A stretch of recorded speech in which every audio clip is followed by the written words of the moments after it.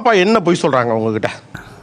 பலது இருக்குதே, எதை சொல்றது? ஃபர்ஸ்ட் வந்து ஒரு தடவை ஷாப்பிங் போட்டு போறேன்னு சொல்லிட்டு அவங்க மட்டும் என்னை தூங்க வச்சுட்டு போயிட்டு வந்துட்டாங்க. அப்புறம் தூங்க வச்சுட்டு ஷாப்பிங் போயிடுறாங்க. வந்தா கொஞ்சம் தொந்தரவு, வந்தா கொஞ்சம் தொந்தரவா இருக்கும். என்னடா சொல்ற? ஆமாண்ணே. டாய் செக்ஷன் எதுன்னு தான் பார்ப்பான். ஸோ அதனால மேக்ஸிமம் கொஞ்சம் அவாய்ட் பண்ணிடுறது. Very good. அப்படித்தான் இருக்கும். உன்னை தூங்க வச்சா ஒரு 1000 ரூபாய் மிச்சம். நைட்டு தூங்கறதுக்கு முன்னாடி ஃபோன் எடுத்து பார்ப்பார் சார். அதுக்கு என்னங்கிறப்ப நான் அந்த தூங்க சொல்லுவேன் சார். நைட்டு 12 மணி 1 மணி ஆறையும் ஆகும். அப்பா தான் பார்ப்பார் சார். அப்படியா? என்னத்த அப்படியா? நான் ஆஃப் பண்ணு சொல்லினே இருப்பேன் சார். ஒரு ஆஃபே பண்ண மாட்டார். ஓ அப்படியா விஷயம்?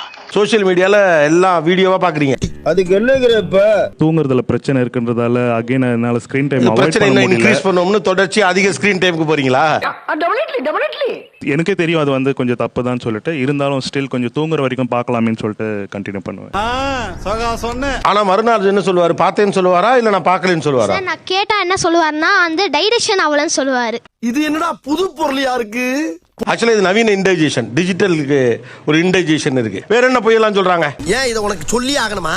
சார் இப்போ அப்பா வந்து ஆஃபீஸில் இருப்பார் சார். நான் ஃபோன் பண்ணுவேன் அப்பாவுக்கு. அவர் சொல்லுவார் நான் வந்துகிட்டு இருக்கேன் வீட்டுக்கு வந்துகிட்டு இருக்கேன் அப்படின்னுவாரு.